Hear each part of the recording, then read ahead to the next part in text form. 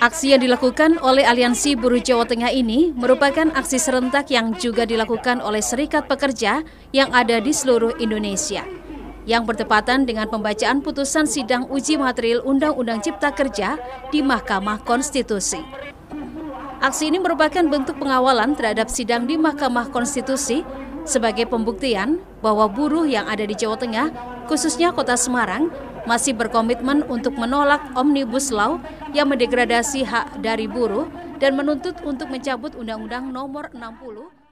Latar belakang peristiwa aksi demonstrasi tersebut yang dilakukan oleh Aliansi Buruh Jawa Tengah merupakan bagian dari gerakan serentak oleh serikat pekerja di seluruh Indonesia. Aksi tersebut berlangsung pada tanggal 31 Oktober 2024 yang bertepatan dengan pembacaan putusan sidang uji material Undang-Undang Cipta Kerja di Mahkamah Konstitusi. Buruh mengekspresikan penolakan terhadap Omnibus Law yang dianggap merugikan hak-hak mereka dan menuntut pencabutan UU Nomor 60 Tahun 2023 tentang Cipta Kerja. Poin-poin tuntutan dalam aksi tersebut, buruh mengajukan beberapa tuntutan kunci. Antara lain yang pertama, penggunaan tenaga kerja asing. Buruh menolak kebijakan yang memudahkan penggunaan tenaga kerja asing yang dianggap mengancam lapangan kerja lokal. Lalu yang kedua ada perjanjian kerja waktu tertentu. Mereka menuntut perlindungan lebih baik untuk pekerja kontrak dan pengaturan yang lebih ketat mengenai hubungan kerja. Lalu yang ketiga, kenaikan upah. Buruh meminta pemerintah untuk menaikkan upah minimum sebesar 10% untuk tahun 2025 sebagai respon terhadap inflasi dan biaya hidup yang meningkat. Dan selanjutnya ada pihak-pihak yang terkait dalam konflik. Yang pertama ada buruh, karena mewakili pekerja yang merasa hak-haknya terancam oleh kebijakan pemerintah dan pengusaha. Mereka berjuang untuk mendapatkan upah yang layak dan perlindungan hukum. Lalu yang kedua ada pemerintah, karena bertanggung jawab dalam menetapkan kebijakan ketenagakerjaan dan regulasi yang berdampak pada buruh. Pemerintah seringkali dianggap tidak cukup responsif terhadap tuntutan buruh. Lalu yang ketiga ada pengusaha, karena terpengaruh oleh regulasi ketenagakerjaan dan berusaha menjaga biaya operasional mereka. Mereka seringkali menolak kenaikan upah yang dianggap dapat meningkatkan biaya. Lalu selanjutnya saya memposisikan di antara pihak yang berkonflik. Sebagai pihak yang berada di antara kedua belah pihak berkonflik, peran saya adalah sebagai mediator atau fasilitator.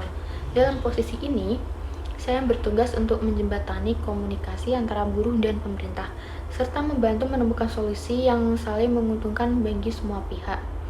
Tanggung jawab sebagai mediator yang pertama itu mendengarkan kedua belah pihak, mengumpulkan informasi dari buruh mengenai tuntutan mereka dan alasan dibaliknya, serta mendengarkan pandangan pemerintah mengenai kebijakan yang diterapkan.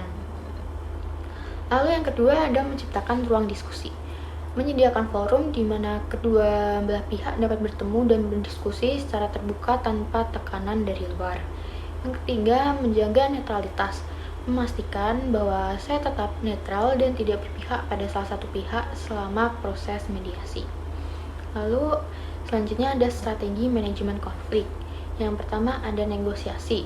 Sebelum melakukan negosiasi, penting untuk mengumpulkan data terkait dampak negatif UU Cipta Kerja terhadap buruh, termasuk data mengenai inflasi dan kebutuhan hidup layak. Lalu mengatur pertemuan dan perwakilan pemerintah untuk menyampaikan tuntutan buruh secara langsung. Dalam pertemuan ini, penting untuk mengedepankan argumen berdasarkan data dan fakta yang kuat. Lalu yang kedua ada mediasi. Jika negosiasi tidak menghasilkan kesepakatan, langkah selanjutnya adalah melibatkan mediator independen yang membantu menjembatani komunikasi antara buruh dan pemerintah. Lalu mediator akan memfasilitasi diskusi antara kedua belah pihak untuk mencari solusi yang saling menguntungkan.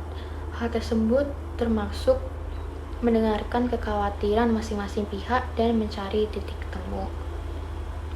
Lalu, kesimpulannya adalah hasil akhir dari konflik tersebut dapat bervariasi. Jika negosiasi berhasil, bisa jadi ada kesepakatan mengenai kenaikan upah minimum atau revisi kebijakan ketenagakerjaan yang lebih adil bagi buruh. Namun jika tidak ada kesepakatan tercapai, mogok nasional mungkin menjadi pilihan bagi buruh sebagai bentuk protes lebih lanjut. Dalam jangka panjang, penting bagi semua pihak buruh, pemerintah, dan pengusaha untuk membangun dialog konstruktif guna menciptakan lingkungan kerja yang lebih baik dan berkelanjutan.